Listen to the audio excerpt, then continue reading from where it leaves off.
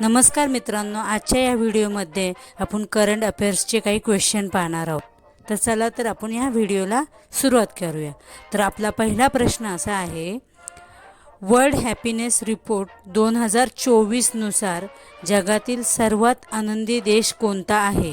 आपला option A आहे Denmark, option B Germany, option C Finland, option D Iceland.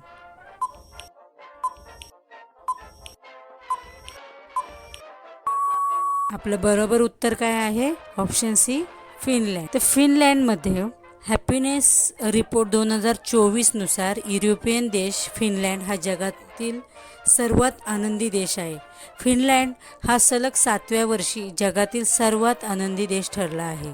गेल्या वर्षाप्रमाणेच जागतिक आनंद निर्देशांकात भारत 126व्या स्थानावर आहे.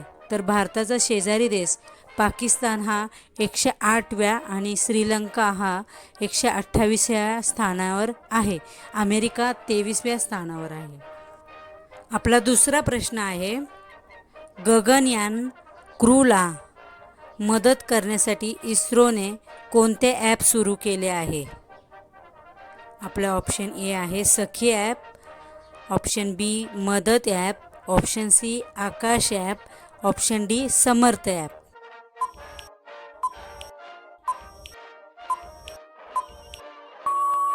आपलं बरोबर उत्तर काय आहे? ऑप्शन ए आहे सखी ॲप. आपला तिसरा प्रश्न आहे, अलीकडे याउंडे डिक्लेरेशन चर्चेत होता, तो खालीलपैकी कोणाशी संबंधित आहे? ऑप्शन ए सायबर सुरक्षा, ऑप्शन बी कृत्रिम बुद्धिमत्ता, ऑप्शन सी सागरी सुरक्षा, ऑप्शन डी मलेरिया रोग.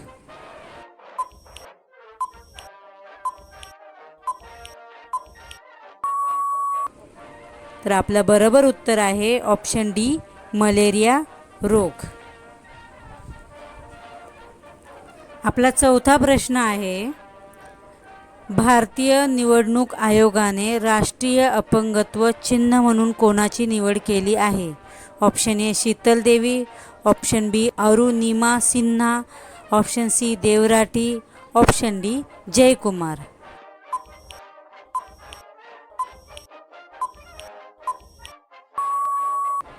तर आपलं बरोबर उत्तर आहे option A Sheetal Devi.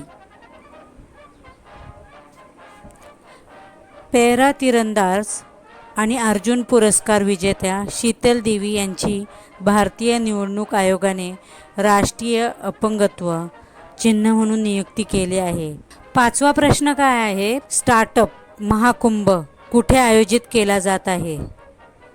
Option A Bengaluru, option B Mumbai, option C Navi Delhi, option D Kolkata.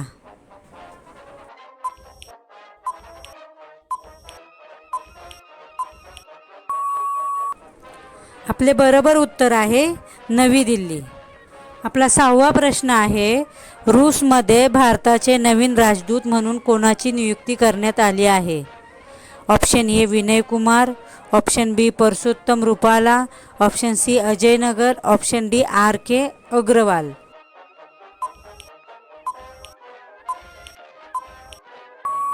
तर आपलं बरोबर उत्तर आहे option A Vinay Kumar.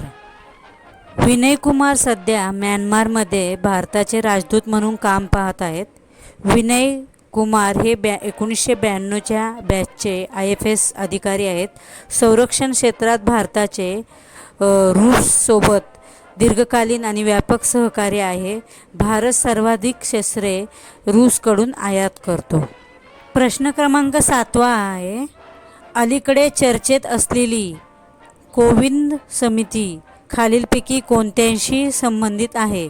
Option A न्यायाधीशांची नियुक्ती, ऑप्शन बी एकाच वेळी निवडणुका, ऑप्शन सी निवडणूक रोखे, ऑप्शन डी समान नागरी संहिता.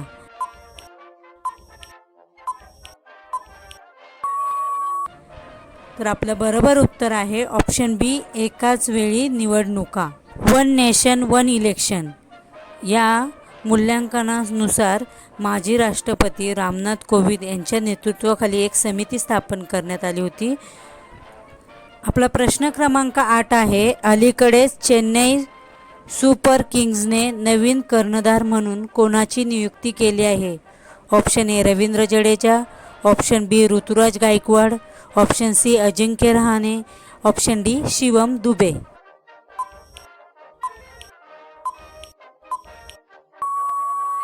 आपले बरोबर उत्तर आहे ऋतुराज गायकवाड.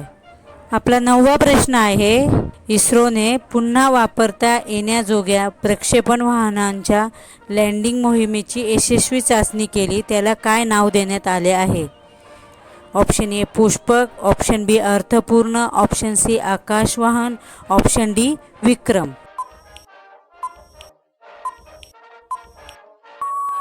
तर आपले बरोबर उत्तर आहे ऑप्शन ए पुष्पक. आपला प्रश्न क्रमांक 10 आहे, पॅरिस ऑलिम्पिक 2024मध्ये भारताचा ध्वजवाहक म्हणून कोणाची निवड करण्यात आली आहे? Option A Manika Batra, option B Sharath Kamal, option C Saurabh Chaudhary, option D Neeraj Chopra.